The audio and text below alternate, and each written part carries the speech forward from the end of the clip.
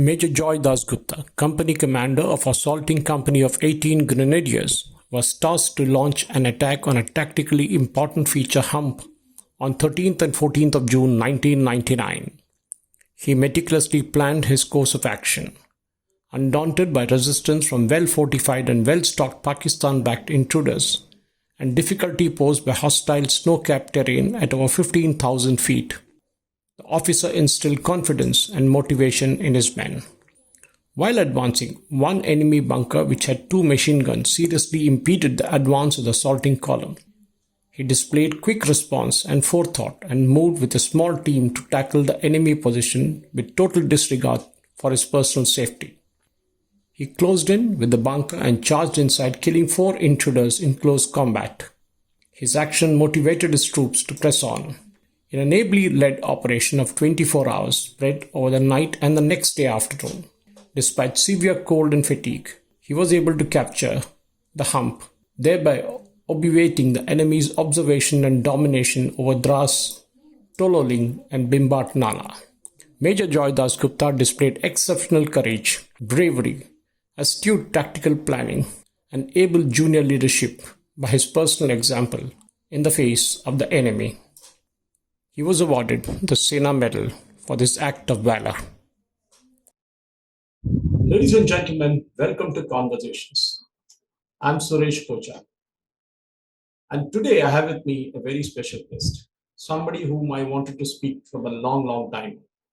Been meeting him but never got to talk to him officially since he was serving in the army, and I didn't want to kind of get into his regular mode of work, which does prevent him from speaking directly to media. But today I have Colonel Joy Dasgupta, Sena Medal, and of course, a man who has seen action up front and personal. And when we are talking of Operation Sindoor and other facts, we will definitely have to kind of look at Colonel Joy Dasgupta and ask him his experience of various things. Colonel Dasgupta was commissioned into the 18 Grenadiers through the short service entry. And of course, he, as we all know, he displayed exemplary courage and leadership beyond the call of duty of the enemy, and was conferred with the Sena Medal, gallantry for the capture of the Tololing Heights and from the position of the enemy. And this is something that Colonel has spoken to me off record, but I think as a Hyderabadi, both of us can understand how proud of you we are, Colonel, of you for having done what you did. But I will let you talk more and less of me. He was also, Colonel Dasgupta was also a part of the counter-insurgency and then counter-terrorism operations in Jammu Kashmir. That is Operation Rakshak 1 and 2. Was a part of Operation Vijay, a part of the UN peacekeeping force in Sierra Leone, which is basically the Kukri, Operation Kukri. And then, of course, into his corporate life. But more importantly, when Operation Parakram came about, redonned the uniform and got back into action in territorial army. Ladies and gentlemen, that is a very short introduction of Colonel Joy Dasgupta. And for him to speak on, I will let him speak more than me doing it as I suggested. Colonel, welcome to the show. Welcome to Conversations. And you can start with your journey in the army, sir. Where did you begin and what all you have done? I mean, I know it's a half an hour is too short a time, but we will try and condense it to the extent possible. Firstly, sir, thank you very much for giving such a kind of an introduction, which I don't have to say anything much more beyond that. And it was really great that after coming to the civil life and formally again coming out into a very open social media is something. And since we have been friends from long, and one is an informal interaction, another is the one, and I understand how things move. And let me tell you, sir, it has been a wonderful journey, and the making of a nation, the development of a nation, and what is the role of the armed forces, because I was from the armed forces and I was one of those lucky few which have been to the corporate and then came back. So I can discern the contribution level of nation building at all levels. Unfortunately, what happens is we end up romancing the armed forces too much, and not that they don't deserve it. And but in equal might, I feel the corporate, the civil society, and that's where made in India concept also comes into play, where the present government has put in a great impetus on made in India. So with my stint in corporate, I had a very wonderful understanding of civil military liaison. Now, what a civil military liaison would get into thing in the future of our country needs, where dual purpose projects, both from a military perspective and from a civilian perspective, the corporate perspective, which is mutually beneficial, is the next order of the day. And about me, I would just say that yes, sir. I mean, I've just been one of those lucky few to have gotten exposure to be in the battlefield, and I was lucky to survive. I'll just thank God for that.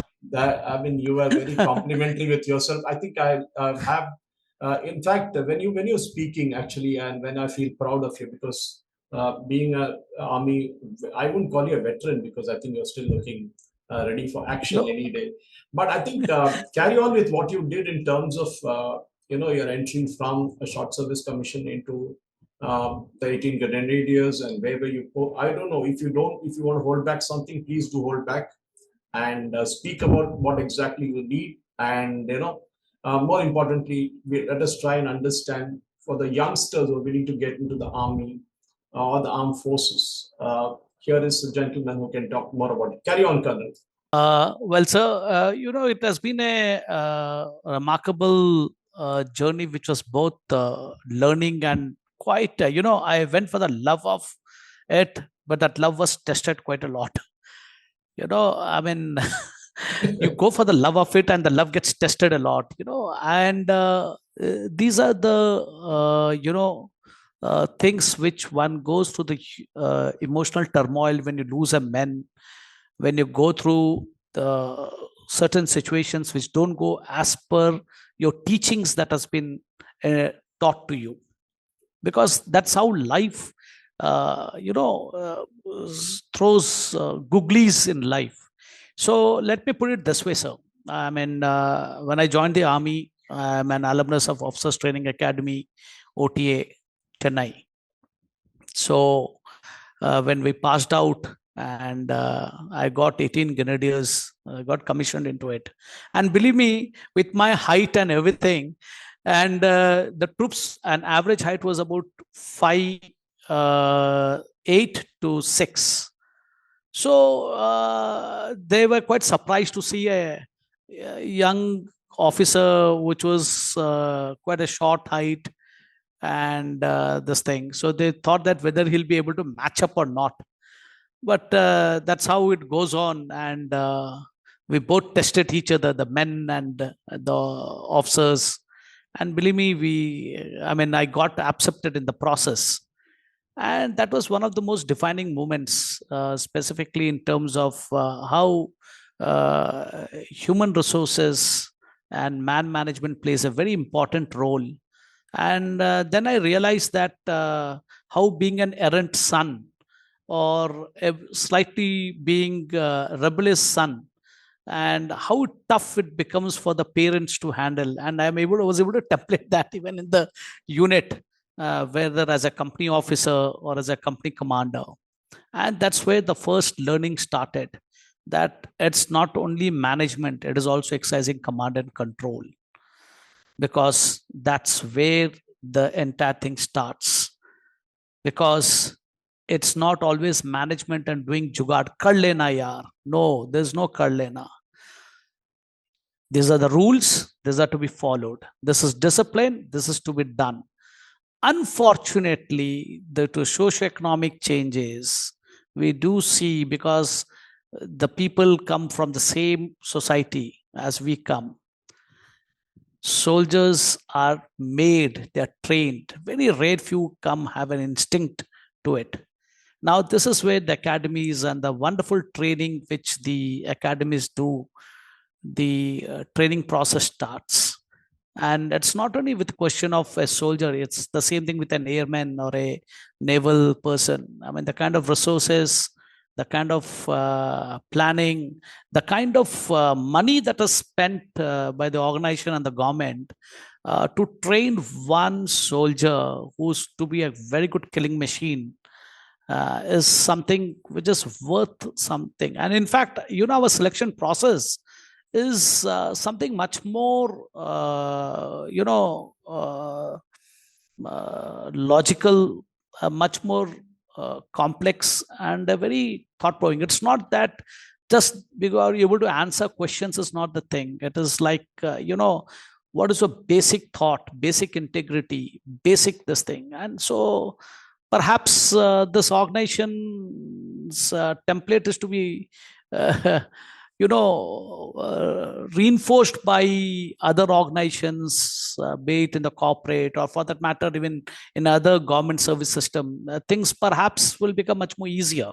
That is This is wonderful, what Colonel. Yeah. I think the way we look at it in terms of when you look at the armed forces in India, we still have that huge amount of respect that we hold out for you, for the Yes. forces. And even when you're out of the uniform, we still refer to you by your title, even though you may Yeah. be a retired person. That goes with everybody, those who are in the system. But my question, obviously, to you would be one thing very specific, is uh, you are involved in the counter-insurgency and insurgency operations in Jammu Kashmir to tackle them. Just wanted to know from you as to how was it? Was it baptism by fire that you kind of got into it, and how did you go about it, sir? I'll just say that newly commissioned, I was there in a modified field area where the unit was. Then we moved out to J&K for insurgency. And Colonel R.R. Gadkari, one of my first COs, who took the battalion to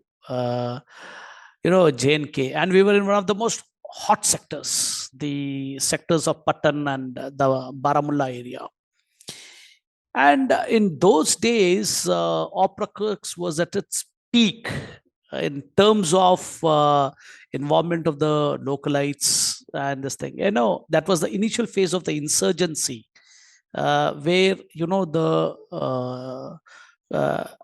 normal common people of J&K got misled, and due to homegrown terrorisms, terror groups which had come into play.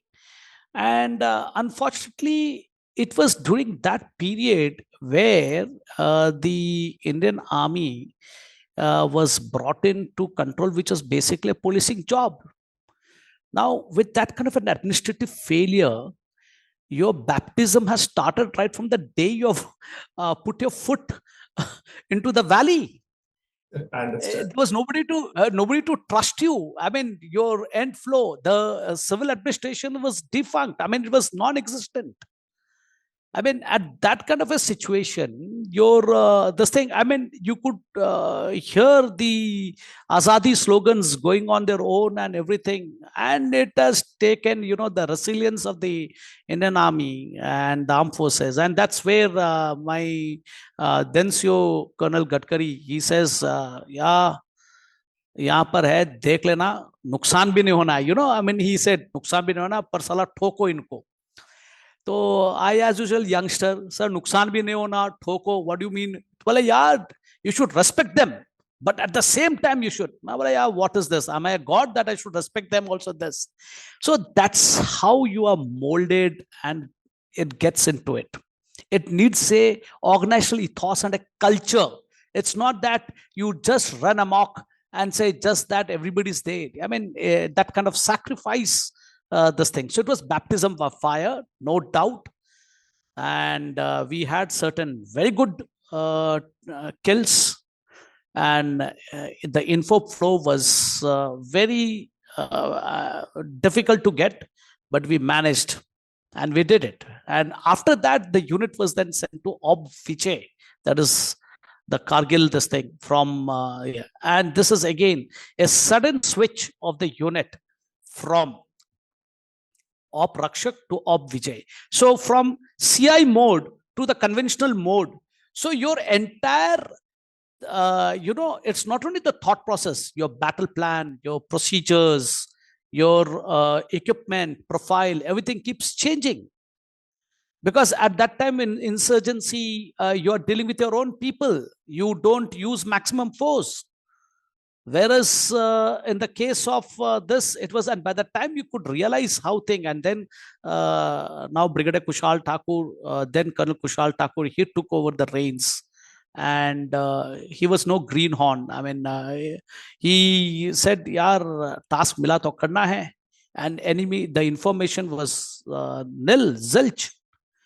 We were suddenly put on there. It's there, all well documented and all. It's not that just this thing, because to be very honest, that was one of the times that in that sector and the theater, we were taken unawares when they come and they have occupied those heights, and it was initially termed as, hello. Yeah, It Colonel, was that is initially, that. Yeah, that is where I'm sorry I interrupted you there. I mean, this is coming yeah, out to yeah, an interesting thought because moving yeah, from a conventional, as you say, a policing job which Army was doing in J&K yeah, to a yeah, full-fledged battle at Kargil, yeah. and of course at a disadvantage because the Pakistanis were already sitting at heights, and we had to approach the heights and capture those heights.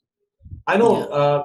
you had a tremendous victory there in Kargil, but take us through what happened with your unit and how did you go about the famous Tololing capture? The unit, the then CO, Colonel Kushal Thakur was on leave, and we were on the CICT role. And then 2IC of the unit, Colonel R. Vishwanathan, now posthumous Veer Chakra, he was the one who got the battle orders for the unit to be inducted and moved to the location of what do you call, forward area. When at that point of time, that time there was no mobile phones, no social media. Your communication was only and only through established military means of radio sets. And you never had even STD booths in remote areas like J&K. So you don't even come to know what really is happening. Now, it was one of those things, okay, we have to go move ahead, and we have to go. And suddenly we used to see a lot of vehicle movements going around in the national highway. So we were shocked. I mean, what was it? We were not, and bombardment we were able to hear the shellings and everything. But we moved on, and that was where, when we got inducted in, it was, you can say, ghost town. The entire Drass was a ghost town, right from Matayan to this thing. And there we could see shells, broken buildings and everything. And in the meantime, Thakur sir, he rejoined from his leave. He voluntarily came back. And then 18 Grenadiers consisted of all the youngsters at that point of time. And, Colonel R. Vishwanathan sir, he used to say, when he was officiating in Sonamag, he was one of those old timers, ex NDA, and yaar, aaj acha murga banao. Today we'll have perhaps will be our last meal together. Rest we will all go in separate directions. So we didn't understand the implications and the meaning at that point of time. Newly commissioned officers, most of us were. It was at that time Captain Randir Singh Rathore, self, Captain Sachin Nambalkar, Captain Nope Singh Rathore, then Karamveer Singh. We were all Aveshpal Singh. So what happened was, okay, with this thing. So he said, now whatever you have learned in the academy and what you have learned in this thing, put that to use. That was what his comments were. And in between, Thakur sir also joined back after 2 days, voluntarily rejoined. And from there, we moved to our location. And that is where 16 Grenadiers was already the holding formation at that point of time. And that's how we got inducted into the, real battlefield. The real battlefield being the mandate to capture certain peaks, and you were assigned one of them, which is the Tololing Yes. peak. Can you tell us Yes. the story of how that happens? The present Tololing, what you see in picture now and at that point of time, there's a sea difference of, after 26 years when I've been out during the Kargil reunion, or Vijay reunion. It was a very non-spottable terrain at around about 11,200 to about 13,000 feet, the tolling feature. Talking about, with no tracks, no roads. I mean, this thing, and with the Tololing Nala, which is also known, which flows with the river there. We were told that you are supposed to capture that peak. Now, that is how the battle plan was made, from different spurs. So it was the southern spur, the southwestern spur, the southeastern spur, the eastern spur, and the north was from the other side, from the enemy side. So that is how the plan was made into effect. But before that, there were logistic issues. Now, what were the logistic issues? For each man, you require, who is to climb up on a mountain, you require at least 4 men to support that one fighting soldier with logistics, with, let's say, in terms of ammunition, reinforcement, in terms of food, water. So these were the practical things. And on top of it, any casualty, death, how it impacted the morale. Those are one of those things. And the unit, they made a very good this thing, the Ghataks, and what do you call, Bravo company made a good headway. And that is a time when we lost Major Adhikari. And at that point of time, the 2IC, Colonel R. Vishwanathan, he motivated the boys and he led a personal assault. And we lost Colonel R. Vishwanathan.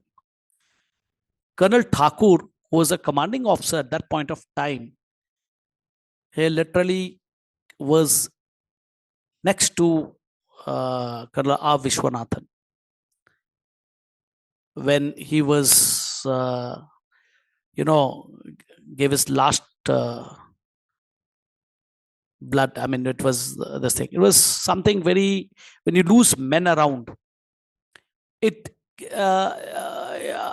there at that point of time, it makes you realize that either you have to go ahead totally, or we have to just the same. But then everything you cannot, with a mountainous terrain, you couldn't push forward also because of the roots. So that is where 18 Grenadiers, it firmed in. And then a multi-directional attack was done. Then the Ghataks were launched, where Sachin Nimbalkar. Then I went from the southwestern ridge. So on the map, when you, somebody from the down, when they give you directions after looking at a map, okay, you go from southwestern, we have gone. So when you go and they say that now attack Tolling from your side, so you see there's a deep ravine down below. You have to again get down the ravine, again climb up the Tololing. So that was not a very feasible option. So these were the, topography challenges. And in spite of that, and at that point of time, we were not having those equipment, mountaineering equipment and the boots. And we had got really not baptized only by fire, but got baptized in terms of equipment aspect also. We realized what was it. And these were something which later things started flowing in, but that's how it happens. Yeah, Colonel, that is exactly the point, because initially the surprise element that the Pakistanis thrust upon us in terms of sitting at those heights, and it was our locals who informed the army that there were some people sitting right on top of the mountain, and we know the rest is history. But when you were speaking about Colonel Vishwanathan, you choked at that point in time. I know it's very emotional Yeah, to lose it's your a very CO. emotional thing. Yeah, and Yeah, he's like a father figure usually in the army. yeah. And the question was, what happened when you were leading the men onto the Tololing peak? And when you started losing your men, your juniors, what was the feeling Hmm. like, that you want to kind of fight on, or you wanted to withdraw? What was the feeling like? To be very honest, one despair moment comes in that it feels that no, enough yaar, ab to kahan jana hai. But then, that is where your metal comes in as an officer, as your training, and a certain amount of ethos does come into play. And that ethos comes only with, bonding and camaraderie. So if the leader is weak, then it's very difficult. Everything gets lost out. And that is why the quality of leadership of 18 Grenadiers was something of a very, very high standard. If you have noticed, all the battalions who have done well in wars, it is their officer led battalions who have done very well. And you'll see most of the martyrs also have been young officers who have done. And it's, at that point of time, it is the question of do or die. अब अगर करना है तो अभी करना है. I mean, that is where it takes you that extra bit. Now, from Tololing, after capture of Tololing, when we were told to capture Hump, I was supposed to go with a 2-company strength. Though the 2-company strength is supposed to be classical strength would be, say, 40 plus 40, 80. But with the kind of resources we had, with the kind of casualties we had, it was about 40 people which were there. Just at the HR, there was a Pak RT shell which landed exactly on our assembly point. And as it is a mountainous terrain in Tolling, we zigzag rocks, so you cannot disperse yourself. And as luck would have it, that one shell, and immediately about more than 20 were injured, and more than 11 people died on the spot. And the people who were injured were due to shrapnels. So the shrapnel injuries give more pain and more agony. Now look at that effect it has, and then evacuation. Because the more you have your comrades in pain there, it has an impact and effect onto it. So at that point of time, we thought the attack would be, postponed, say at least by 3-4 hours, or at least by a next day. But that is where the military, the doctrinal aspect, they said, no, the first success has been achieved. You have to press that success. Come what may, you have to go. And that's where that time Thakur sir, I told Thakur sir, मैं बोला sir मेरे पास तो बंदे ही नहीं है, कैसे जाए?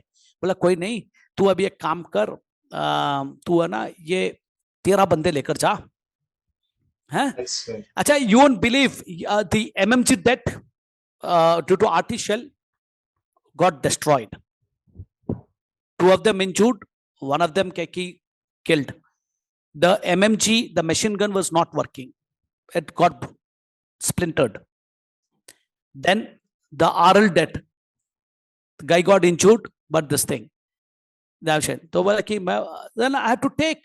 Now, this is where the multitasking, see, what I keep telling, you're what a specialist, this thing. And when we talk of specialist, you should be able to handle all weapon system. Now, for that requires kind of a training at capacity building, which I realize it now, hindsight, at that point of time, who's going to fire?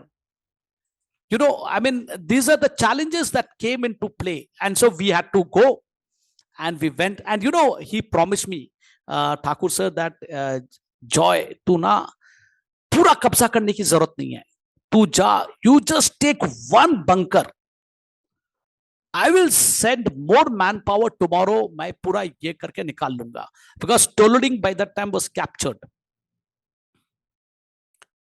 with two Rajrif. Yeah, so two Rajrif was the one. They did the final. I'll tell you what. There's something known as battle fatigue, and when 18 Grenadiers it pushed, we captured 95% of Tololing. It is a final top when you lose. Colonel R. Vishwanathan, the second in command, you lose Major Rajesh Singh Adhikari. Then when you lose your men, JCOs and everything, what happens is a certain, we all talk, I would be very wrong to say we were very upbeat, greatly having a high morale. I would just put it, say yes, a sense of battle fatigue comes into play. And then, that last push, which could have been done, but that battle fatigue of losing the top leadership, hauling and fetching the logistics from there to the top, that 95% of hard work and was done. So then it required fresh troops. So the fresh troops were two Rajrif. And an option was given. I mean, they said, "Yeah, Thakur, you have done wonderful till now. It's only a question of last 30 meters, yaar, to dekh le." I mean, this is what was told to him. Of course, on the set, So he says, "Sir, to be very honest, mere bande bikhre pade hue hain. Mountains, command and control. It's not like plane." So, what I'm trying to tell you, it is those kind of things. People don't, sitting in the drawing rooms would always pass judgments very beautifully and very easily and nicely. And that is a time then the higher leadership also understood, nahi, they require fresh troops now, fresh induction. So two Rajrif came, and believe me, that 30 meters, and here also I would like to share a very beautiful anecdote. When two Rajrif came, Major Padmapani Acharya, he from Hyderabad again, and he had come to my ridge, southwest, for recce. So first, hum dono to, and there was sniper shots and RT shelling going on intermittent. So as usual, Hyderabadi net mein, I knew his brother, the younger Acharya. तो गले वाले मिले तो बोला, Joy तू बता कहां पर क्या करना है. मैं बोला, सर वहां है उनका post, and that is from that place the ravine goes there and then it again climbs up to the Tololing. तो he says okay. तो बोला कि मैं बोला, सर अभी तो फायरिंग चल रही है, चाय तो नहीं पिला सकता अभी. अरे यार हैदराबादी हूं, चाय हो जाए पर जान जाए पर चाय ना जाए. I mean, this was the thing. Now, what I'm trying to say is, when he said this, बोला चलो सर पक्का. तो हमने बड़ा मतलब चाय का बड़ा छुपा के उसको बनाया हुआ था. And then we had, and that was one of the most memorable teas. In fact, the last thing I met Padmapani Acharya sir there. And when they did the assault, they did, and when I came to know baad mein, he was again a fantastic, a phenomenal officer, and that's where young leadership comes into play. And then back from there, when Tololing was captured, they said, okay, the next target will be Hump. And Hump was again given to 18 Grenadiers. We had regrouped by then. And then my company was tasked to attack that. And unfortunately, the artificial took place. And when in Hump, the classical way we were told that you climb from the top. When I saw that, Itna man, I'm the man on ground. So when you are the man on ground, you don't have to listen to the top people. Unko kaam se matlab rakhna hai. So what I did was I went through the Nala, the re-entrant, and cut across two bunkers. I mean, I bisected Hump in between, where the Pakis were taken by surprise. And that is how we got Hump. And then it was a battle of bunker to bunker battle. Wonderful. So, and I'll say a bit of stroke of luck also played there. What happens is luck favors, as they say, the bold. In the Hump, with just 13 people, I was tasked to then go after losing 12 men at out of 40. And about 9 of them were injured. So, it was a ragtag kind of a force. Acha, chal, you come here, tune RL ye kiya hai. Acha, I'll tell you at that point of time, in a battlefield chaos. But there is something also known as battlefield common sense. And that is where the leader comes into play. How you are able to do it and how you are able to marshal the resources. And of course, not to forget the human emotional play of individual soldiers also. Unfortunately, we don't address to these points. Most of them will try to academically say, oh, we have surcharged, we have done great, we have done that. But marshaling those resources and then motivating and going ahead, and with, if the higher formation, the higher leadership doesn't push, and that's where ruthlessness come into play. And it is this ruthlessness that decides a victor. Compassion, empathy is at that point of time lost. A task is to be done, it is to be done. And with that kind of a thing, Hump was captured. And was captured not in the classical way. It was captured through a very different kind of a approach, where we bisected the Hump feature through a re-entrant and taking the enemy unawares. And that is how we were able to capture Hump. Colonel Dasgupta, and I think that is where I think people who only heard of Kargil but never heard of the actual battle got a snapshot of what you and your brave men did astoundingly well in capturing those heights there. But coming home now, when you look at Kargil, and the next part of it was what happened with Operation Sindoor. We will discuss it in detail as we go along, maybe in the next podcast. But right now, the question that I would ask you in brief was this: while Kargil was a face-to-face war with the enemy, you could see them up there. You had to fight your way through, losing men. But Operation Sindoor was something different. We never crossed the border, yet we inflicted huge damage. How different is Operation Sindoor from the earlier battles?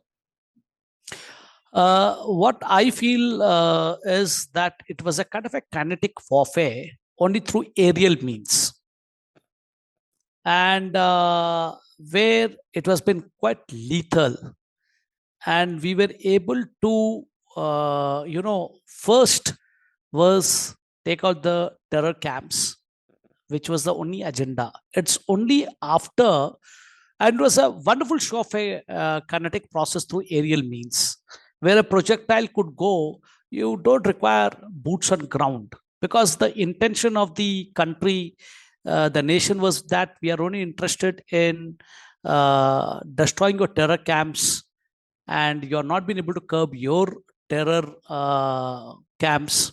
So that was, it showcased that. The second stage was showcasing the military prowess when Pakistan tried to do a misadventure. And the second process was, the military prowess was pinpoint hitting the A bases and taking away their defense system. If you look at it, I look at it this way. It is one of the unique kind of a warfare and aerial supremacy, which I'm very sure the West and the Americans, including the Russians, are going to do a case study on. You, in such a high density aerial warfare, high density, you look at Pakistan and India, the Western sector. In that, with so much of overlapping defense grids, the supremacy of the Indian Air Force missile system is a case study in itself. You look at Israel, you look at the Desert Storm where Americans did, it was a single supremacy of air warfare. They were able to decimate Iraq. And you look at Russia and Ukraine also, for that matter.